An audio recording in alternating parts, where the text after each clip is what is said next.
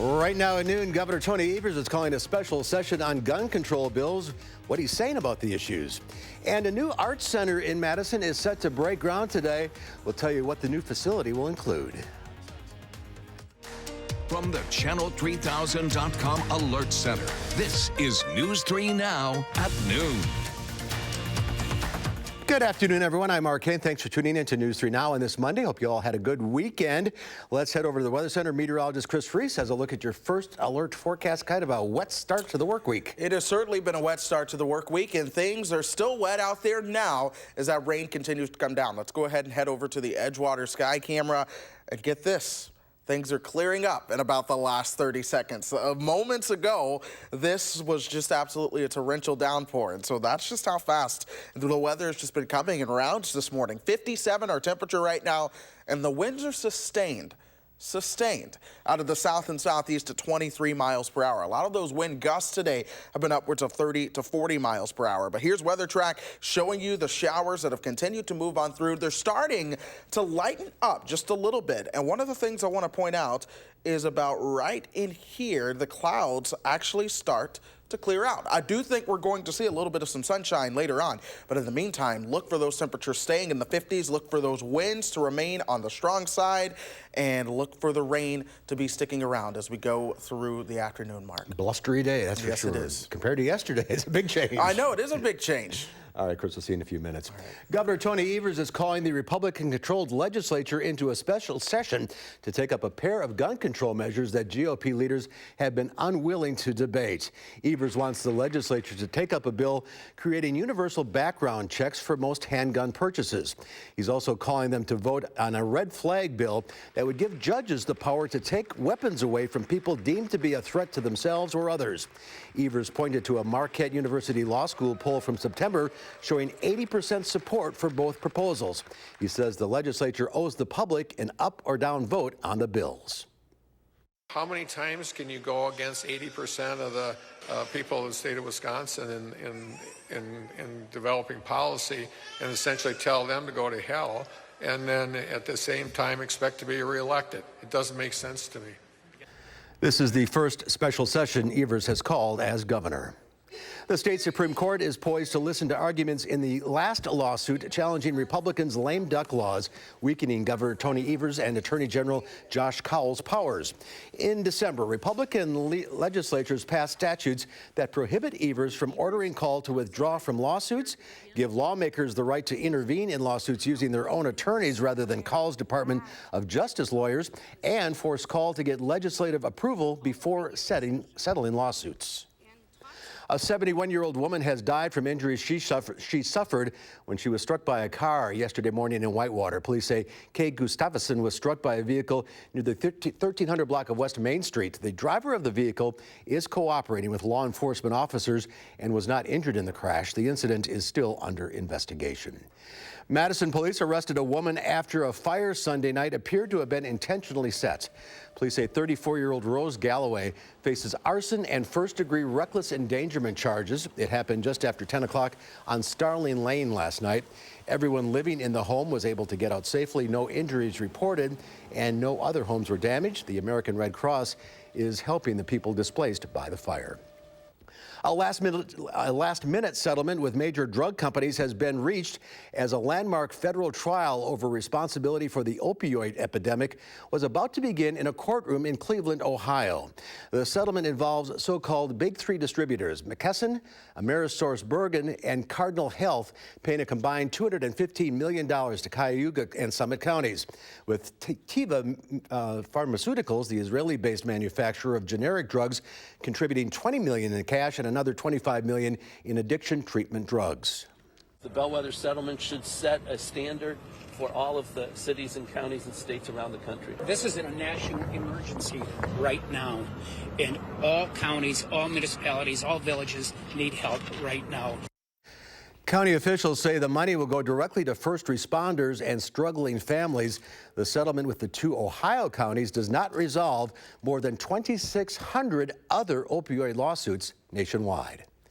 President Trump announced this weekend that he has changed his mind and will not use his Doral property in South Florida to host a large economic summit. President Trump is blaming Democrats and the media for the backlash over his decision to award himself the contract to host next year's G7 summit. He tweeted, "Doral in Miami would have been the best place to host the G7 and free, but too much heat from the do-nothing radical left Democrats and their partner, the fake news media." But it wasn't just Democrats who were critical of the choice. This just creates more controversy that, quite frankly, we don't need right now. It was acting White House Chief of Staff Mick Mulvaney who announced the Doral decision last week, and in doing so, he created controversy for himself. He also appeared to acknowledge President Trump withheld military aid for Ukraine in exchange for an investigation of Democrats. In more local news now, a new youth arts center will break ground on Madison's Near East Side today. The 65,000 square foot multi-level facility just off East Wash is meant to provide kids in our area an opportunity to engage in all of the arts, dance, music, and theater. It includes 2 theaters and 12 rehearsal studios. The Children's Theater of Madison and the Madison Youth Choir, in addition to 20 other nonprofits, will use the space.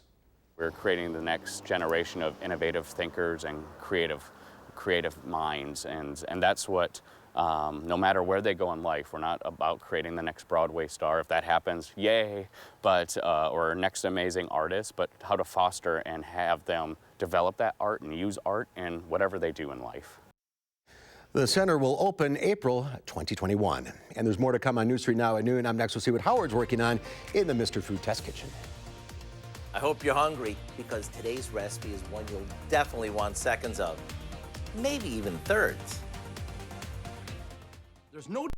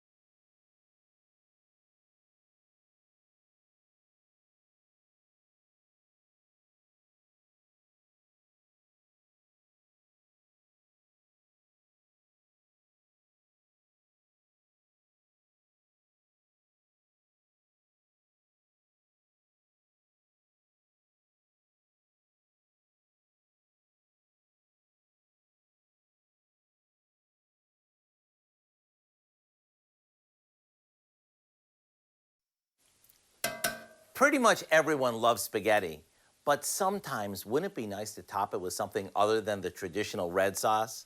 Well, today we're doing just that by making what is known as spaghetti carbonara. And once you taste the creamy bacony sauce that makes this come to life, there's a pretty good chance you're not going to rush back to that bottled red sauce. We start by cooking a package of spaghetti. Once it's tender, we drain it really well. Next, we saute some bacon, chopped onions, and garlic in a skillet until the bacon is crispy and the onions start to caramelize. Now, in the pasta pot, we whisk together some half and half Parmesan cheese, an egg, and a bit of salt and pepper. Once the sauce starts to thicken up, we add our cooked pasta and the bacon mixture. A quick toss, and it's ready to serve. That's all there is to it. Maybe top it off with some more grated Parmesan and some chopped parsley, and it's time to ring the dinner bell. Whether you serve this as a main dish or as a side, it's sure to be the talk of the table. To get the recipe for our spaghetti carbonara, all you have to do is visit our website. I'm Howard in the Mr. Food Test Kitchen, where today we found a fork twirling way for you to say, ooh, it's so good. All right, Howard, thank you. There's more to come. On News 3 Now at noon, a windy and rainy start to the work week. Meteorologist Chris Reese will have your first alert forecast after the break.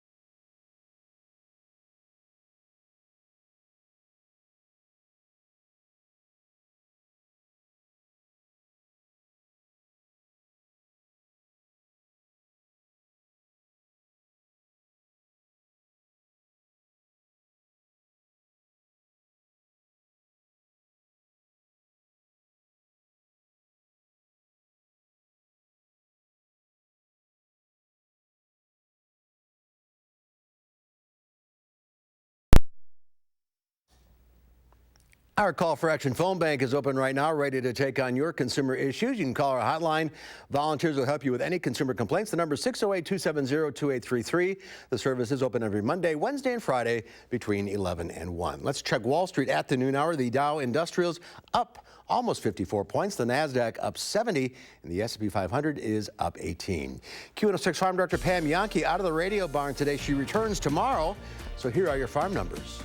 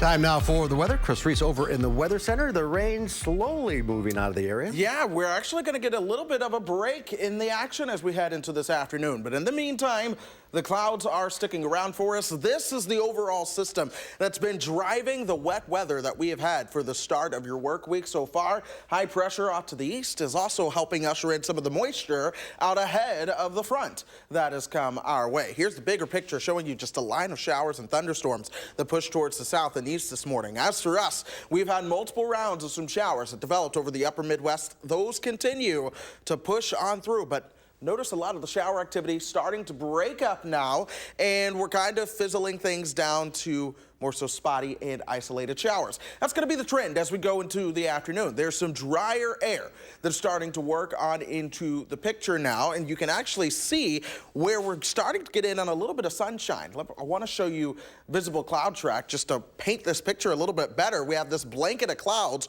over us right now, but there is some clearing on the way. Folks, I think we'll have a chance to see some sunshine as we move into the afternoon. Soak that in because there's going to be some more cloud cover that comes in on the backside of that. Let's focus on what's out there now in the meantime. Yes, it's windy. Temperatures are up around 58 degrees. 61 is our temperature in Janesville right now. Same for our friends over in Boscobel. Madison, again, 58. I want to point out the winds. They're sustained out of the south at 23 miles per hour. That strong wind is going to be sticking around. At some points today, we could have sustained winds upwards of 30 miles per hour, if not even greater. And we're going to keep these strong winds around headed into the overnight hours and tomorrow as well. Then you ask about wind gusts. Well, those could potentially breach 40 miles per hour at times. We're really going to see some strong winds out there today, especially as you work your way up towards north and east. Dodgeville, Juneau, Watertown, not Dodgeville, Beaver Dam. Get ready for the high winds as we head into this afternoon. All of us stay breezy throughout the overnight hours as well. We'll stay breezy as we head into your Tuesday. So if you have any loose lawn items, tie them down if you can. You're about out of time at this point, but expect the leaves and just for all kinds of things to be blowing around as you're outside. Now, here's the other thing I want to go back to. I mentioned we might see some clearing. A lot of that rain is now moving off towards the north. Notice we have a chance to see some sunshine as that drier air comes in. This is when temperatures will make a run at 60 degrees, if not exceeding that in some spots. But then by tonight, that cloud cover comes right back on in. We'll see the showers returning as well. Then by Tuesday, we're going to see clouds and showers and, well, temperatures, they don't warm up all that much. We're going to be staying in the 40s. Additional rainfall could be anywhere from about a quarter to a half an inch. The heaviest of the rain is now on towards the north. The heaviest of the cold, though, if you will, just now getting ready to pour on in to this part of the country. We'll see another cold shot as we head towards the weekend as well. Then as we move towards Halloween, I think there are going to be some additional cold shots diving into the country. Bad news, folks. Halloween does not look all that warm around here. So get prepared to bundle up the kids if you are going to be taking them trick-or-treating. In the meantime, temperatures gradually cool down this week as well. We are staying in the 40s and low 50s as we go through the next 10 days. I do think we'll dry out with some sunshine, though, in time for the weekend. Slowly but surely going downhill. Yep. This is really below average, but I think this true kind of below average pattern sticks around for about the rest of this month. These winds are going to take a toll on those fall colors. I know. I took plenty of pictures yesterday because I knew that today was going to be a windy day, and we're going to be windy for the next couple of days. So a lot of those leaves, unfortunately, are coming down by a rake. Hang on to your hat. All right, thank you, Chris. Ahead on News 3 Now at noon, Linda Barch from the Bruce Company is here answering your plant and garden questions. The number to call, 270-9933. We'll get to your calls right after this.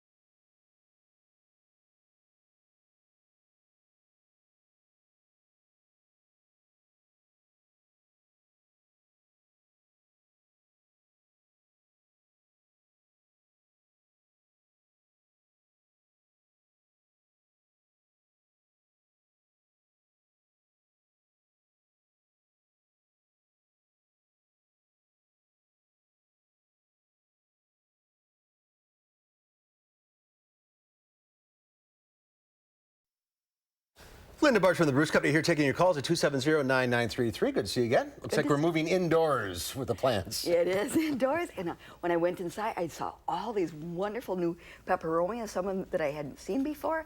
So I am featuring foliage. Look at all these pretty leaves with all the different colors combined together, two different kinds of green or silvery down here. The Apiasia is lovely even when it's not flowering.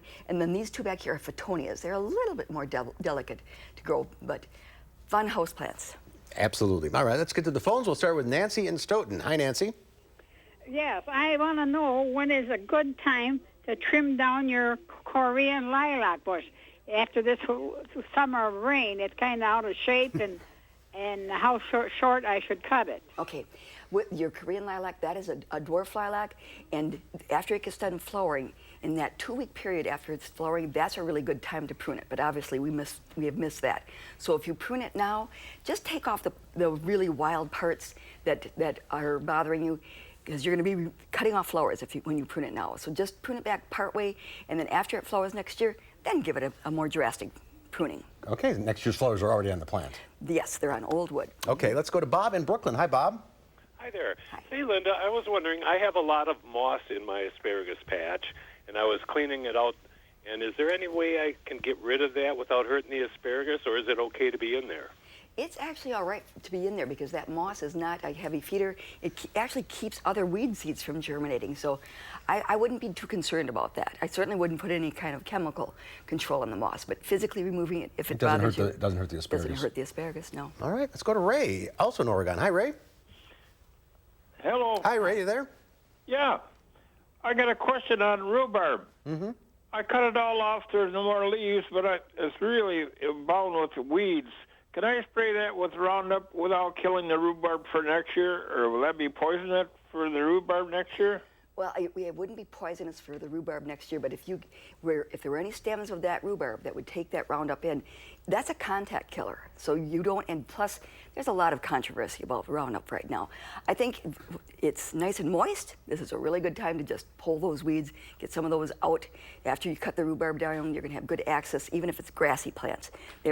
This wet season, I've been able to weed at least, and it comes up nicely, and then you can get rid of it and not worry about it. But the Roundup's going to kill the asparagus plant. I mean, not the rhubarb plant. Rhubarb, you do not want to spray Roundup on any vegetative green because it's translocated down to the roots and kills it. All right, Bonnie in Sauk City. Hi, Bonnie.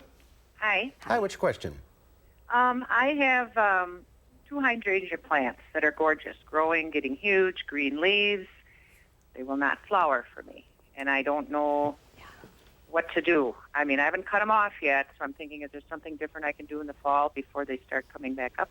Okay, there's a whole group of hydrangeas, unfortunately, that are difficult to get them to bloom. The foliage is lovely, but if you do have to locate these in sun. People are used to annual hydrangeas that can grow in shade and flower, and macrophyllus don't do that. So if it is in sun, do not prune it back. That's the best chance that you're going to have for it to flower. Otherwise, just enjoy the foliage, and some of them develop beautiful red stems, but no flowers. Okay, we are out of time. Thank you all for calling in. If you're on the line, stay there. Linda will talk to you off the air. I guess time to clean up the gardens. As soon as it stops blowing around, yeah. And dry out a little bit. Yes, exactly. All right, we'll see you next time. All right. Chris has one final check of the forecast. We're going to continue to see the winds blowing around as we go out there today. The rain's still coming down right now, but I think we're going to get in on a little bit of a break. There's some drier air starting to approach from the south and west, and that is going to clear out even some of the cloud cover for a couple of hours before the clouds sneak right back in, along with showers, this time coming in from the north and west, especially as we head into your Tuesday. Now, temperatures this afternoon, those will top out right around 59 degrees. We're going to be staying breezy. I can't rule out a couple more rumbles of thunder or two with that rainfall. On Tuesday, those showers will not be as widespread as today. They will be hit or miss, but things will certainly be cooler for all of us on Tuesday. After starting out Tuesday at 43, I don't think temperatures move all that much. We'll likely see highs right around 46. A bit warmer on Wednesday with a slight chance of some showers. Temperatures will be in the 50s, but then we're back in the 40s for Thursday and Friday. The good news is sunshine does look to return for the weekend. We'll see some clouds early next week before temperatures go back into the 40s. I know Halloween is not in our 10-day forecast just yet, but I'm thinking Halloween itself could be a fairly cold and chilly day. We're going to keep a close eye on that one. All right. Thanks, Chris. Thanks for watching, everybody. We'll see you back here at 4 o'clock. In the meantime, have yourselves a great afternoon and stay dry.